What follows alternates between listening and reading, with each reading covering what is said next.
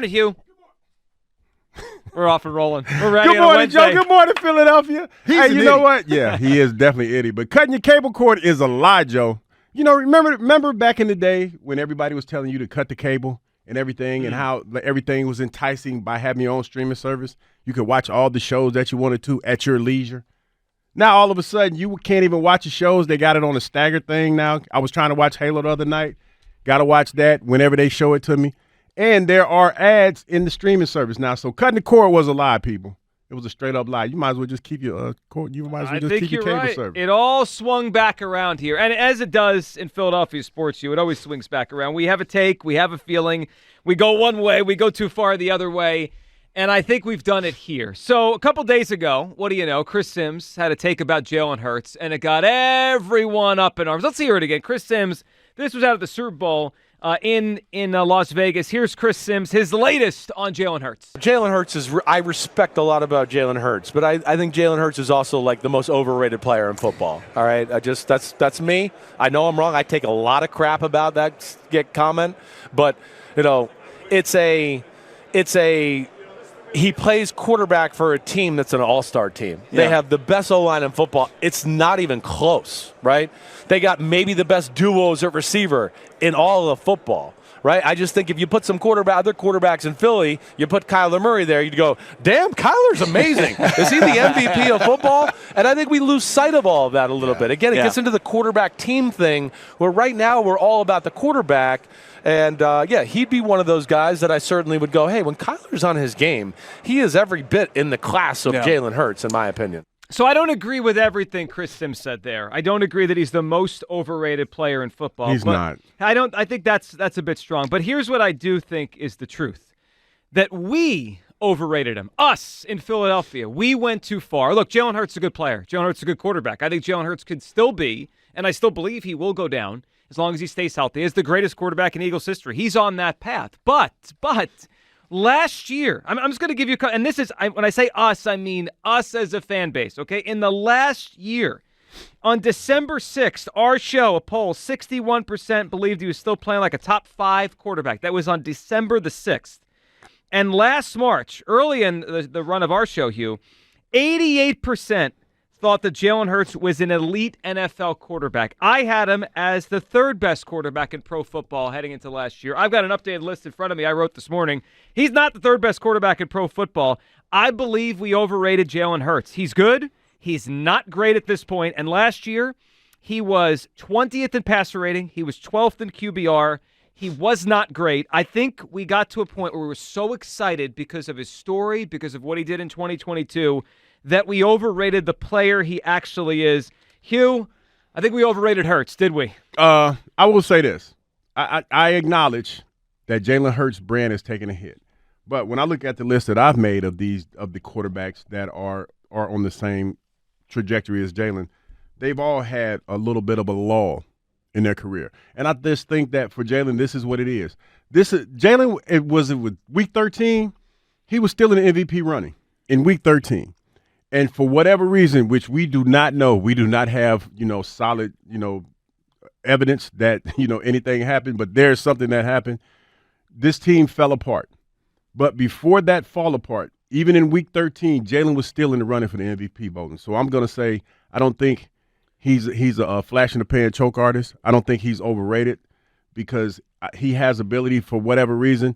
It just at the end of the season, it just fell apart for him. It did fall apart. But I still believe it. 215-592-9494. Look, we're going to get a lot today, and you've said it. We've all said it. I still believe. We don't know what happened. And quite frankly, I don't care what happened. I know you don't. Here's what I know. I watched what I watched, right? Like, he didn't play well enough. He went backwards from last year. He regressed. He regressed. And we don't know why. But it doesn't matter. It doesn't. If you hit 300 in baseball, then you hit 200. I don't care why you hit 200. You hit 200. But wait a minute, Joe. As a manager, you have to care because you want to know. I'm not a manager. I'm a fan. But you're a fan. Okay, you're a fan. But you still want to know what's going on and why did he regress? Of course I do. But I know other guys played better. Whatever the reason is, he didn't play as well as a lot of the quarterbacks this year. And I think there's a lot to this, right? There's probably the coaching stuff that people will bring up today. Some of that. There's maybe locker room stuff, which we'll get more into. That we don't know. And certainly a grenade was thrown on that situation yesterday. There's also the physical stuff. And if you ask me my biggest concern moving forward, or like the reason why he may never go back to being a top 3 quarterback or whatever he was last 2 years ago, physically, he didn't look the same. I mean, I do wonder if he will be able to move like he used to, and does that impact the RPO? Does it impact how they call plays? You know, you watch a highlight, sometimes a highlight will pop up of Jalen his first couple years, especially his first year as a starter, 2021, that play he had where he put his foot in the ground and ran against the Saints. He doesn't run like that anymore. His legs don't allow him to do that anymore. Now, maybe a full offseason, he gets healthy, he comes back and he bounces back, and I think that's certainly possible. I'm not ruling a bounce back out of Jalen Hurts, and maybe one day he again can be a top 5 quarterback, but if you asked 100 people in Philadelphia last year at this time, is Jalen Hurts a top 5 quarterback at pro football? I think 99 would have said yes, and today I don't believe close to 99 would.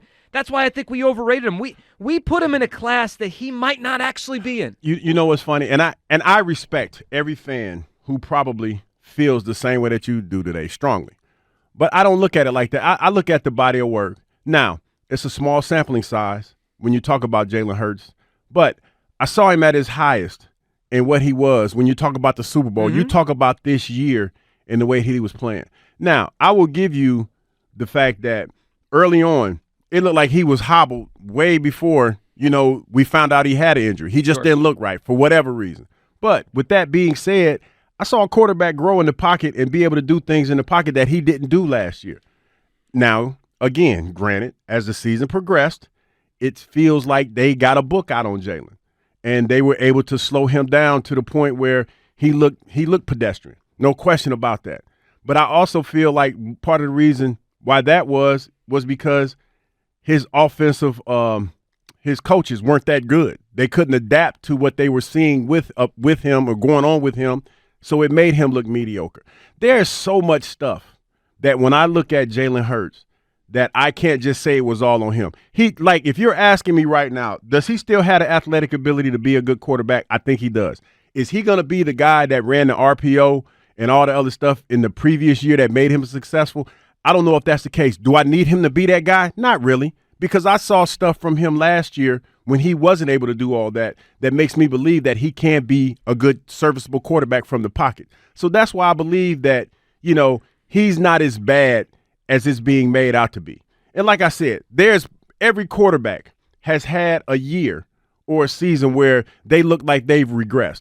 Everyone that we talk about that we consider elite right now has had a moment where they've fallen off a little bit. So I agree with you on that. And as you go through a career, you're going to have those seasons, right? You pick out almost anyone, you're going to find them. Here's my question on Jalen. Was the great year the outlier? He's got 3 years as a starter now, right? The first year, he only played 4 games. Let's get that out of there. He's had 3 years where he's been the Eagles starting quarterback. 2021, he was all right. He had an 87 passer rating. He was 8-7 as a starter. He was fine. He was a first-year starter. He was fine. I thought he showed some promise, but he was fine. Then he was great in 2022.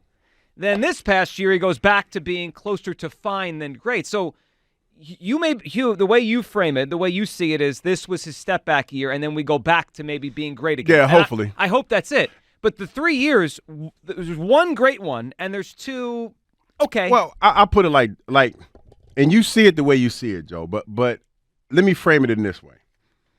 If we had an 11-game season, take away them last couple games. I know it's hard to do. It's hard all right, I'll go along with you. Okay, just play it. Just entertain me for a minute. Okay.